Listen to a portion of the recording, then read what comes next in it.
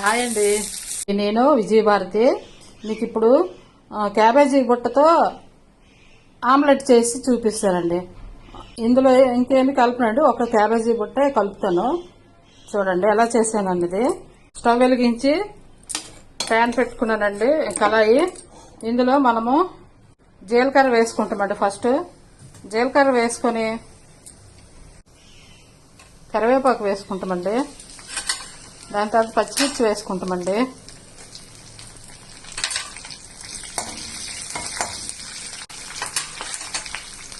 ఇప్పుడు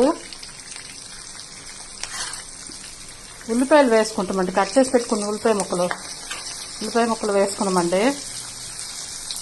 ఉల్లిపాయలు వేగిపోయండి.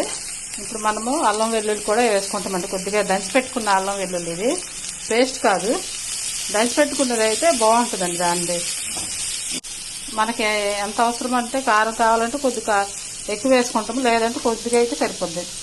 ఇందులో కొద్దిగా పసుపు, చిటికెడు, కొద్దిగా మసాలా, గరం మసాలా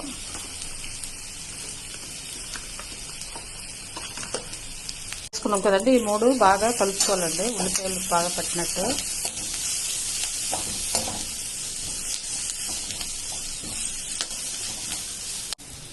ఇప్పుడండి మనము ఇవ్వండి క్యాబేజీ బుట్ట సన్నగా తరిగి పెట్టుకొని కొద్దిగా బాయిల్ చేసుకుంటామండి. పసుపు వేసుకొని అలా బాయిల్ చేసుకున్న క్యాబేజీ బుట్ట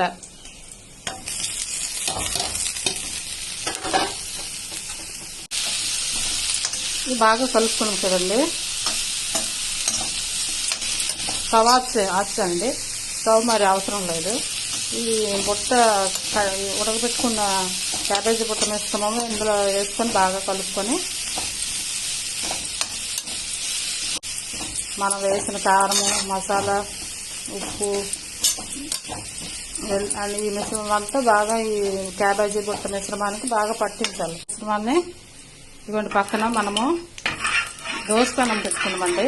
దోసపెనంకి ఇందులో ఆయిల్ వేసి ప్యాన్ అంతా స్ప్రెడ్ చేసుకొని ఏం చేయాలంటే కొద్దిగా శనగపిండి, కొద్దిగా వరిపిండి, కొద్దిగా కార్న్ఫ్లోర్ వేసి నీటిలో వేసి ఉప్పు వేసి బాగా కలుపుకుంటామండి. బాగా కలుపుకొని ఉంచి ఇప్పుడు ఈ మిశ్రమము కొద్దిగా తీసి ఇందులో వేసుకుంటామండి. వేసుకొని వేసి బాగా కలుపుకొని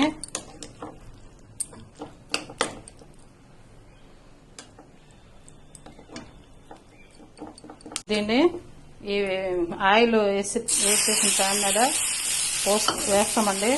వేసి స్ప్రెడ్ చేస్తామండి. కొద్దిగా పల్చగా స్ప్రెడ్ చేసుకోవాలండి.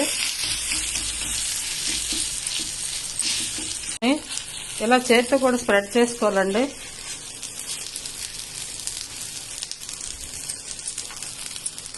ఇప్పుడు మరి కొద్దిగా ఆయిల్ పైన వేసుకుంటామండి.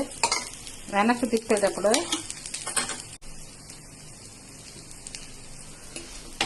ఫ్లేమ్ తగ్గించానండి, ఆఫ్ ఫ్లేమ్లో ఉన్నది. బాయిల్ చేసాం కాబట్టి క్యాబేజీ బుట్ట ఎక్కువసేపు ఉంచక్కర్లేదండి. జస్ట్ అది వేగినట్టు అయ్యాక ఇలా తిరగేసేస్తామండి. చాలా టేస్ట్గా ఉంటుందండి. వేడివేడిగా రైస్తో, పప్పు అన్నంతో, సాంబార్ రైస్తో, పెరుగు అన్నంతో తింటే మనకి బాగుంటుందండి. సరిగా టేస్టీ క్యాబేజీ బుట్ట ఆమ్లెట్ ఇప్పుడు మనము ప్లేట్లోకి సర్వ్ చేసుకుంటామండి. చూడండి ఎంత బాగా వచ్చిందో. ట్రై చేయండి, తినండి, చేసి లైక్ చేయండి, షేర్ చేయండి. నేను మీ విజయభారతి. బాయ్ అండి.